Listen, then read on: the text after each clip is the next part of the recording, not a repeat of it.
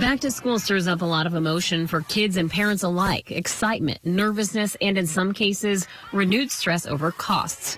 It's something newly single mom Summerlyn Ruthenborg feels weekly. It's been tight. Going from a 2-income household. Parents haven't had to budget the cost of food at school for 2 years. School meals have been free for all public school students in the U.S. because of the pandemic. But this year, that's over. Combined with the squeeze of inflation, the pressure to afford school meals can be overwhelming. It's just one extra thing to keep track of and remember, and then you add in the shaming part on top of it.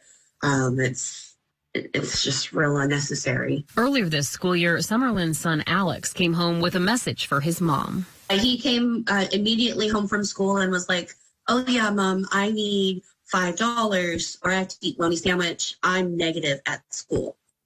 And a 10-year-old doesn't know what overdrawn or negative means, nor should they. In some places still, there's the practice of lunch shaming, where kids who have balances that are due for their reduced price school meals have their meals thrown away in front of their classmates, and sometimes are publicly shamed by putting a message taped to their chest or some other way that shames the child and shames the family. Lunch shaming means embarrassing students with negative balances. It can mean throwing away meals, forcing kids to take alternative food, making kids work off their debts, or even taking parents to delinquency court.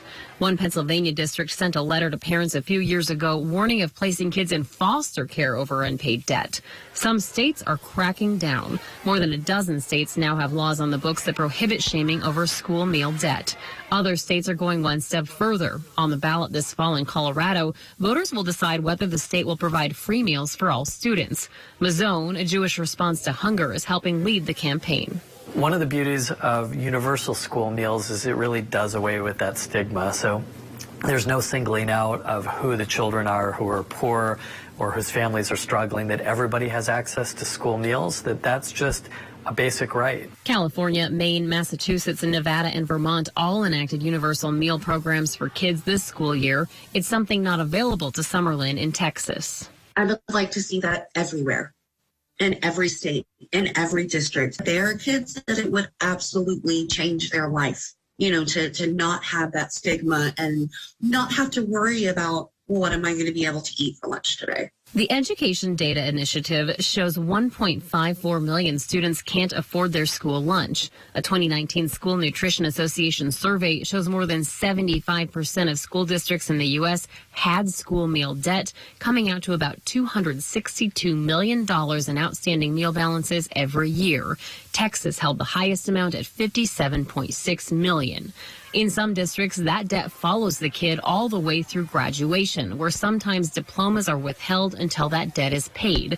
Minnesota Attorney General Keith Ellison put a stop to that practice in his state in 2019. Even after 2 years of free meals for everyone, that debt still exists. The school district here in Missoula, Montana had more than $42,000 in unpaid meal debt at the start of the school year, all racked up pre-pandemic. With lunch at $3 a day per kid, it adds up quickly. It starts with us. The USDA held a webinar for state agencies and school districts just before this school year, laying out policy suggestions on unpaid meals. Schools should be communicating with parents, not students. It's not something that children should have to deal with.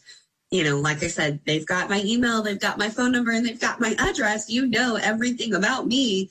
Pick up the phone and call me. Some companies like La Colombe Coffee Roasters and Chobani have made headlines for paying off large amounts of student meal debt. A 14-year-old in Austin, Texas, raised more than $10,000 to pay off school debts in his district. Organizations like Mazone want to keep the momentum going with other measures to prevent any debt from racking up in the first place. All right, there you go. There shouldn't be a shame if you're struggling to eat. Now, Chance, the National Schools Lunch Program aims to help by giving free or reduced meals to qualifying families, but the income eligibility guidelines are quite low. A family like Summerlyn's, who you saw in that story, would need to bring in less than $24,000 a year to qualify for free meals, $34,000 for reduced meals. But you add in inflation, the cost of living in so many areas, and a family of two making just over $35,000 a year wouldn't qualify. It's a huge burden for them. There was also some confusion over the need for families to reapply for these services after those free universal meals over the last 2 years. Many school districts are actually encouraging every family to get a good read on what the full need is.